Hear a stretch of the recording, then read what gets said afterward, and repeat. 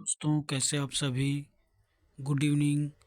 तो यहाँ पर मैं कल का जो कुछ बचा था तथ्यात्मक जानकारी उसको मैं बताने जा रहा हूँ। तो भारतीय आर्य भाषाओं के 3 चरण यहाँ पर माने गए हैं, जिसे प्राचीन आर्य भाषाएं, वैदिक और लौकिक आर्य भाषाएं, संस्कृत। इसके जो कब से कब तक है उसके बारे में बता रहा हूँ। तो प्राचीन आर्य भाषाएं 2000 ईसा पूर्व से लेकर 5000 ईसा पूर्व तक माना गया है, और उसके दो भाग हैं, वैदिक संस्कृत और लौकिक संस्कृत। वैदिक संस्कृत का समय है 2000 ईसा पूर्व से लेकर 1000 ईसा पूर्व तक, और लौकिक संस्कृत का समय है 1000 ईसा पूर्व से लेकर 500 ईसा पूर्व तक। उसके बाद आता है मध्यकालीन आर्य भाषाएं।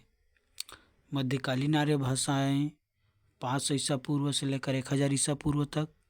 और उसके बाद आता है इसमें पाली। पाली का समय है 500 ईसा पूर्व से लेकर 1 ईस्वी तक। और प्राकृत 1 ईस्वी से लेकर 500 ईस्वी तक। और इसी में आता है अपभ्रंश तथा आव्हाट। अपभ्रंश तथा आव्हाट का समय है 500 ईस्वी से लेकर 1000 ईस्वी।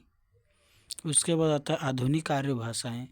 आधुनिक आर्य भाषाएं हैं 1000 ईस्वी से अब तक, जिसमें हिंदी, बांग्ला, उड़िया, मराठी, गुजराती, पंजाबी, सिंधी, ये सभी आर्य भाषाओं के शाखा हैं और उनका समय काल है। ठीक है, यहाँ पर हम लोग और देखते हैं कि कौन सी बोली को किसने नामकरण किया है, इसको हम देखेंगे, जो अक्सर परीक्षाओं में पूछे जाते हैं। तो कौरवी कौरवी का नामकरण राहुल संस्कृत्यायन ने किया है। और राजस्थानी भाषा का नामकरण गियर्सन ने किया। डिंगल डिंगल का नामकरण बांकीदास ने किया है। ब्रजबुली का नामकरण ईश्वर चंद्र गुप्त ने किया है। बिहारी का नामकरण गियर्सन ने किया। भोजपुरी का नामकरण रेमंड ने किया है। और मैथिली का नामकरण कोलब्रुक ने किया है। अब हिंदी की प्रमुख बोलियों का उच्चारणगत वर्गीकरण। यहाँ पर मतलब किस आधार पर उच्चारण के आधार पर कौन सी बोली आता है उसको हम देखते हैं। ओकार बहुला। ओकार बहुला में ब्रज भाषा, बुंदेली, कन्नौजी, मारवाड़ी, कुमाऊनी, गढ़वाली, मालवी आती है। उसके बाद आकार बहुला में कौरवी, दंखनी और उदासीन आकार बहुला में अवधी, बघेली। और इकार बहुला में मात्र एक आता है, भोजपुरी। तो इसको ध्यान रखना दोस्तों। पूछ देता है कि ओकार बहुला में कौन सी बोली आता है करके। ठीक है ना। इधर को तो मैंने उस दिन बता चुका था। रहा हूँ कि कौन सी बोली कौन से क्षेत्र में बोली जाती है। जैसे कि खड़ी बोली, जिसे हम कौरवी के नाम से जानते हैं, वे देहरादून, दिल्ली, सहारनपुर, बिजनौर, मुजफ्फरनगर, रामपुर, मेरठ, मुरादाबाद, इन क्षेत्रों में कौरवी बोली बोली जाती है। उसी प्रकार से ब्रजभाषा आगरा, धौलपुर, बदायूं, मथुरा, मैनपुरी, बरेली, अलीगढ़, एटा में बोली जाती है। फिर आता है बुंदेली जालौन, सागर, हमीरपुर, नरसिंहपुर, ग्वालियर, सिवनी, ओरछा, होशंगाबाद, इन क्षेत्रों में क्या है, बुंदेली बोली जाती है। ठीक है। फिर आता है कन्नौजी जो है कन्नौज क्षेत्र में बोली जाती है, जिसमें इटावा, फर्रुखाबाद, शाहजहाँपुर, कानपुर, हरदोई, पीलीभीत। अधिकतर उत्तर प्रदेश क्षेत्रों, उत्तरी इलाकों में बोली जाती है। और अवधी उत्तर प्रदेश की प्रमुख क्षेत्रों में बोली जाती है, जैसे कि लखनऊ, फतेहपुर, बहराइच, इलाहाबाद, मिर्ज़ापुर, सुल्तानपुर, उन्नाव, रायबरेली, प्रतापगढ़, सीतापुर, फैजाबाद, बाराबंकी, गोंडा और कुछ उसके बस्ती, इन क्षेत्रों में अवधी बोली जाती है। अब आता है बघेली। बघेली जो है इधर मध्य प्रदेश क्षेत्रों में बोली जाती है, जिसमें रीवा, नागौर, शहडोल, सतना, मैहर और सागर में भी। उसके बाद आता है मगही। मगही जो है पटना इधर बिहार क्षेत्रों में बोली जाती है, जिसमें पटना, गया, पलामू, हजारीबाग, मुंगेर और झारखंड के कुछ भाग जैसे भागलपुर, इन क्षेत्रों में मगही बोली जाती है। फिर आता है भोजपुरी। भोजपुरी जो है उत्तर प्रदेश की प्रमुख बोली है, जिसमें बनारस, गोरखपुर, जौनपुर, देवरिया, मिर्ज़ापुर, आजमगढ़, गाजीपुर, बस्ती, बलिया, इन क्षेत्रों में अवधी बोली जाती है। तो अब आता है राजस्थानी बोली, मतलब जो राजस्थान में बोली जाती है, जिसमें प्रमुख भाषा बोली है मारवाड़ी। मारवाड़ी बोली जाती है जोधपुर, अजमेर, किशनगढ़, जैसलमेर, मेवाड़, सिरोही, बीकानेर। और उसी प्रकार से मालवी जो है, मालवी यहाँ ये मालवी और ये मारवाड़ी। तो मालवी जो है उज्जैन, प्रतापगढ़, रतलाम, इंदौर, देवास, भोपाल, होशंगाबाद, इन क्षेत्रों में क्या है, मालवी बोली जाती है। ठीक है ना। अब आता है मेवाती। ये देखिए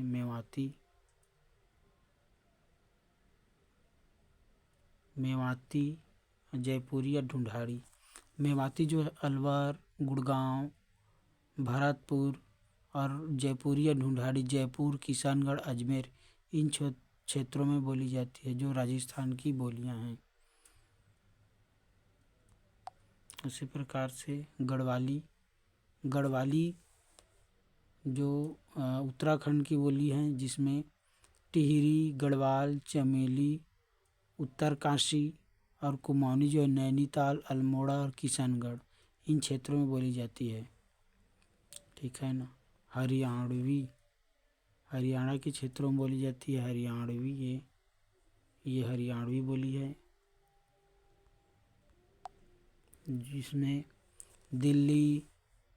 दिल्ली, कुरुक्षेत्र, करनाल, जींद, हिसार, रोहतक, नाभा, पटियाला, इन क्षेत्रों में हरियाणवी बोली जाती है।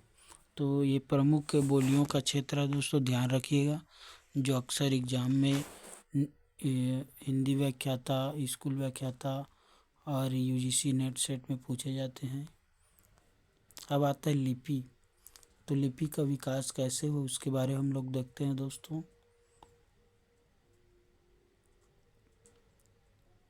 पंडित कामता प्रसाद गुरु के अनुसार लिखित भाषा में मूल ध्वनियों के लिए जो चिन्ह मान लिए गए हैं, वे भी वर्ण कहलाते हैं।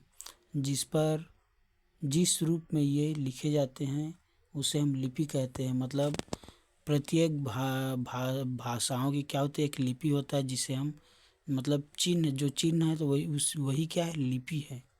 ठीक है। लिपि का विकास मुख्यतः निम्न अवस्थाएं मानी जाती है। लिपि के जो विकास हुआ है निम्न अवस्थाओं में है, जैसे कि सबसे पहले आया है चित्रलिपि, उसके बाद प्रतीक लिपि, प्रतीक लिपि के बाद आया है भाव लिपि, और भाव लिपि के बाद है ध्वनि लिपि।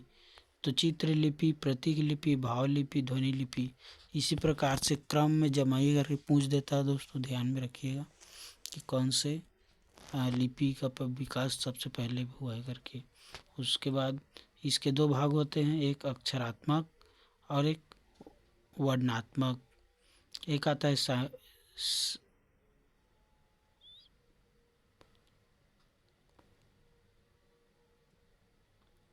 भारत की सारी लिपियां अक्षरात्मक है, रोमन लिपि वर्णनात्मक है। तो भारत की हमारी जो लिपियां हैं वह कैसी हैं, अक्षरात्मक, अक्षर पे के आधार पर।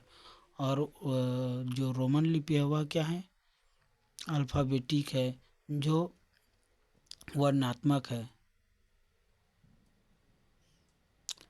भारत में प्राचीन समय में 3 लिपियां प्रचलित थीं: सिंधु घाटी की लिपि, खरोष्ठी लिपि और ब्राह्मी लिपि।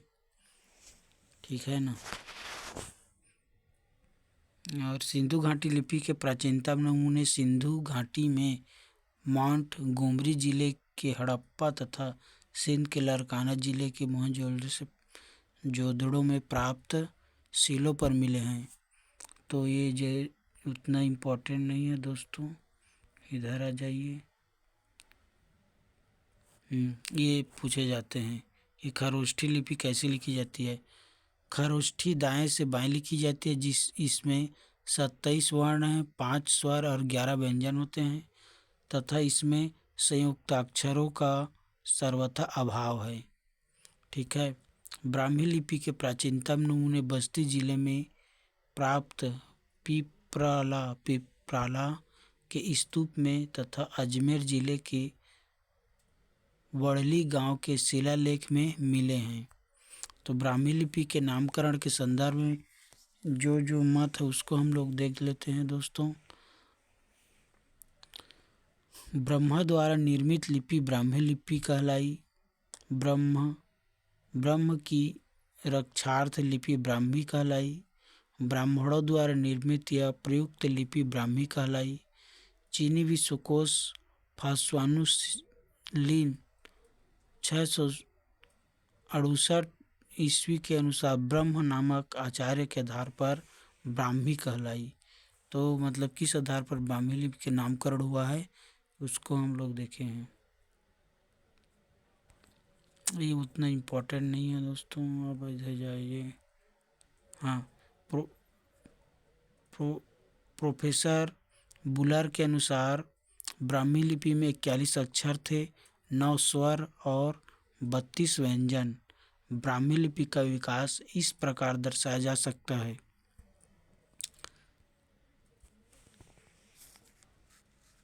जैसे ब्राह्मी लिपि एक तो दक्षिणी शैली है और उत्तरी शैली। तो उत्तरी शैली में आता है गुप्त लिपि। सबसे पहले उत्तरी शैली, फिर गुप्त लिपि, फिर सिद्ध मातृका या कुटिल लिपि। उसके बाद सिद्ध मातृका कुटिल लिपि के बाद आता है देवनागरी लिपि। तो उत्तरी शैली लिपि, गुप्त लिपि, सिद्ध मातृका या कुटिल लिपि और देवनागरी लिपि, इस तरह से ब्राह्मी लिपि का विकास हुआ है। और सिद्ध मातृका लिपि के 2 भाग, एक शारदा लिपि। और दक्षिण शैली में तेलुगु, तमिल, कन्नड़ जैसे लिपियों का विकास हुआ है। सिद्ध मातृका लिपि को डॉक्टर बुलर ने न्यून कोड़ीय लिपि नाम दिया है। यही लिपि कालांतर में कुटिल लिपि के नाम से प्रसिद्ध हुई। तो यहाँ पर उल्लेखित है दोस्तों कि किसे कुटिल लिपि के नाम से या सिद्ध मातृका के नाम से जाना जाता है। वो इधर आ जाइए। देवनागरी लिपि ब्राह्मी की उत्तरी शैली से 4वीं-5वीं सदी में गुप्त लिपि तथा गुप्त लिपि से 6वीं सदी में कुटिल लिपि विकसित हुई है। इसी कुटिल लिपि से 9वीं सदी के लगभग नागरी के प्राचीन रूप का विकास हुआ, जिसे प्राचीन नागरी कहते हैं। तो यहाँ पर देख लेते हैं उसके देवनागरी लिपि के नामकरण के विषय में अनेक मत है, जो इस प्रकार हैं। प्रसिद्ध बौद्ध ग्रंथ ललित विस्तार में वर्णित नाग लिपि से नागरी नामकरण हुआ। नगरों में प्रचलित होने से देवनागरी नाम पड़ा। पाटलिपुत्र को नागर और चंद्रगुप्त को देव कहने के कारण देवनागरी नामकरण हुआ। अब आते हैं हम लोग कुछ जो मेरे खुद से बनाए हुए नोट्स हैं दोस्तों, मेरे हाथों से। तो यहाँ पर वैदिक संस्कृत की विशेषताएं देख लेते हैं। वैदिक संस्कृत श्लिष्ट योगात्मक है। वैदिक संस्कृत में संगीतात्मक एवं बलात्मक दोनों ही स्वराघात हैं। वैदिक संस्कृत में 3 लिंग, 3 वचन, 3 वाच्य हैं। वैदिक संस्कृत में धातुओं के रूप आत्मने एवं प्रश्मय 2 में चलते थे। भोलाराम तिवारी के अनुसार वैदिक संस्कृत में केवल तत्पुरुष तत्पुरुष कर्मधारय बहुव्रीहि एवं द्वंद्व चारी समास मिलते हैं। वैदिक संस्कृत में काल एवं भाव मिलाकर क्रिया के 10 प्रकार हैं। वैदिक संस्कृत में विकिरण के भिन्नता के अनुसार धातुओं को 10 गणों में विभक्त किया गया है। देवनागरी लिपि की विशेषताएं। प्रसिद्ध बौद्ध ग्रंथ ललित विस्तार में वर्णित है। नागलिपि से नागरी का नामकरण हुआ। तो इसको थोड़ा ऊपर को देख चुके हैं दोस्तों, इधर। हाँ, डॉक्टर धीरेन्द्र वर्मा के अनुसार मध्य युग की स्थापत्य की एक शैली का नाम नागर होने से नागरी नाम पड़ा। देवनागरी का सर्वप्रथम प्रयोग गुजरात के राजा जय भट्ट 7वीं-8वीं के एक शिलालेख में हुआ। देवनागरी अक्षरिक है। देवनागरी वर्णमाला वर्णक्रम वैज्ञानिक है। तो देवनागरी लिपि का जो वर्णमाला का जो क्रम कैसी है, वैज्ञानिक। जो हमारे हिंदी भाषा की वर्णमाला कैसी है, वैज्ञानिक है। ठीक है, अब इधर आ जाते हैं दोस्तों। देवनागरी लिपि सुधार। सर्वप्रथम बाल गंगाधर तिलक ने सन 1904 ईस्वी में अपने पत्र केसरी के लिए 1926 टाइपों की छटाई करके 190 टाइपों का एक फॉर्म, जिसे तिलक फॉर्म कहते हैं। ठीक है, तो इसके सुधार किसने किया था देवनागरी लिपि का? पंडित बाल गंगाधर तिलक ने। उसका सर्वप्रथम महाराष्ट्र के सावकर बंधुओं ने अ की 12 खड़ी तैयार की तथा महात्मा गांधी के हरिजन सेवक में इसका आरंभ किया। हरिजन मतलब एक पत्रिका थी, उसमें इसके क्या किया था, आरंभ किया था। सर्वप्रथम डॉक्टर श्याम सुंदर दास ने पंचमाक्षर अंगायणनामा के स्थान पर अनुस्वार का प्रयोग अंग का प्रयोग किया। तो अंग का प्रयोग सर्वप्रथम किसने किया था? पंचमाक्षर के स्थान पर अंग का प्रयोग अनुस्वार का डॉक्टर श्याम सुंदर दास ने। श्रीनिवास ने सुझाव दिया कि महाप्राण वर्णों के बदले अल्प प्राण वर्णों के नीचे कोई चिन्ह लगाया जाए। तो किसने सुझाव दिया कि महाप्राण की जगह में अल्प प्राण की जगह में कोई चिन्ह लगाया जाए? तो श्रीनिवास ने। डॉक्टर गोरख प्रसाद ने मात्राओं को व्यंजन के बाद दाहिने तरफ लिखने का प्रस्ताव रखा। ये बहुत ही इम्पोर्टेंट है दोस्तों। डॉक्टर गोरख प्रसाद ने ही मात्राओं को व्यंजन के बाद दाहिने तरफ लिखने के लिए मतलब सुझाव प्रस्तुत किया। ठीक है, हिंदी साहित्य सम्मेलन के इंदौर के 24वें अधिवेशन में सन 1935 ईस्वी में महात्मा गांधी के सभापतित्व में नागरी लिपि सुधार समिति का गठन किया गया। इसको याद रखना दो कि हिंदी साहित्य सम्मेलन कब हुआ? तो 1935 में। किसके सभापतित्व में, किसके अध्यक्षता में? तो महात्मा गांधी जी की अध्यक्षता में इंदौर में, जो 24वें अधिवेशन था। नागरी लिपि के सुधार समिति का गठन है। उसके बाद आता है नागरी लिपि सुधार समिति के संयोजक काका कालकेलकर थे। इस सम्मेलन में 14 सुझाव थे। तो नागरी लिपि सुधार समिति के संयोजक कौन कहलाते थे? काका कालेलकर। नागरी प्रचारणी सभा ने सन 1945 ईस्वी में नागरी लिपि सुधार हेतु समिति का गठन किया गया। उत्तर प्रदेश सरकार ने 13 जुलाई 1947 में आचार्य नरेंद्र देव की अध्यक्षता में नागरी लिपि सुधार समिति का गठन किया गया। तो किसके अध्यक्षता में? आचार्य नरेंद्र देव की अध्यक्षता में 4 जुलाई 1947 को। ठीक है, ध्यान रखना दोस्तों। इस समिति के कुल 9 बैठक हुई तथा समिति ने 25 मई 1949 को अपनी रिपोर्ट प्रस्तुत की।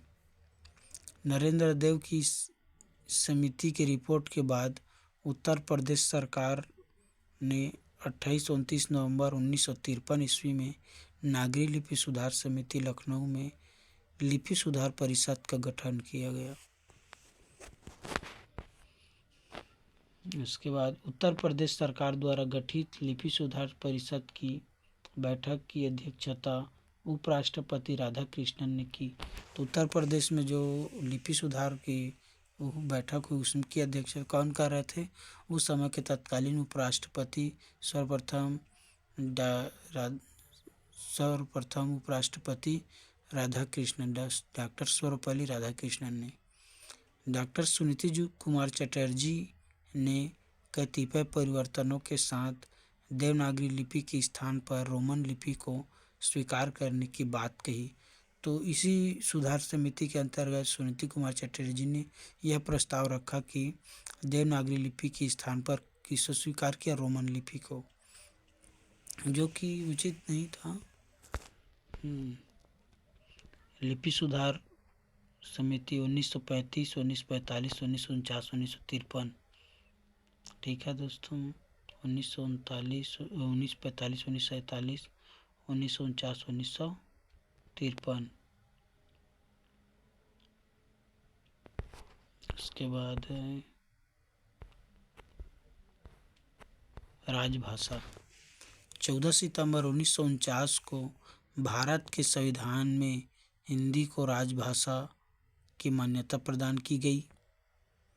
भारतीय संविधान के भाग 17 में अनुच्छेद 343 से 351 तक राजभाषा का संविधान में प्रावधान किया गया है तथा संविधान की 8वीं अनुसूची में 22 भाषाओं को मान्यता प्रदान की गई है। तो भारतीय संविधान के भाग 17 में अनुच्छेद 343 से 351 तक हिंदी को किसके रूप में मान्यता दी गई है?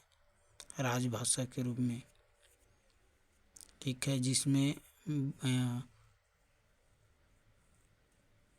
8वीं अनुसूची में 22 भाषाओं को मान्यता दी गई है भारतीय संविधान के 8वीं अनुसूची में, जिसमें असमिया, बांग्ला, बोडो, डोगरी, गुजराती, हिंदी, कन्नड़, कश्मीरी, कोंकणी, मैथिली, मलयालम, मणिपुरी, मराठी, नेपाली, उड़िया, पंजाबी, संस्कृत, संथाली हैं।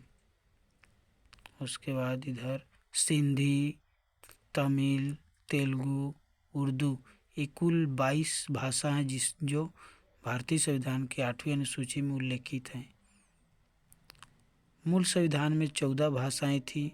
संविधान 21वां संशोधन अधिनियम 1967 द्वारा सिंधी के जोड़े जाने पर यह संख्या क्या हो गई? 15 हो गई। तो सबसे पहले जो मूल संविधान में उसमें केवल 14 भाषाएं थी और 21वें संविधान संशोधन अधिनियम 1967 में सिंधी को जोड़कर इसकी संख्या कितनी हो गई? 15। उसके बाद 71वें संविधान संशोधन अधिनियम 1992 को 92 में कुकड़ी, नेपाली और मणिपुरी को सम्मिलित कर दिए गए और इसकी संख्या क्या हो गई? 18। उसके बाद 92वें संविधान संशोधन में 2003 में अधिनियम 2003 ने इसमें बोडो और डोगरी, मैथिली और संथाली को जोड़कर इसकी संख्या कितनी हो गई? 22। तो इस तरह से 22 भाषाओं का भारतीय संविधान में उल्लेख है दोस्तों, जिसमें से हमारा एकमात्र हिंदी भाषा है जो राजभाषा के रूप में जानते, जिसे आज तक राष्ट्रभाषा के रूप में मान्यता नहीं मिल पाई है। ये उसके अनुच्छेद हैं, इसको हम लोग अगली क्लास में चर्चा करेंगे। तो अगर आप लोगों को क्लास पसंद आए तो ज़रूर कमेंट कीजिएगा और लाइक कीजिएगा और सब्सक्राइब कीजिएगा मेरे चैनल को। इसी तरह से आप लोगों के लिए वीडियो अपलोड होते रहेंगे दोस्तों। धन्यवाद।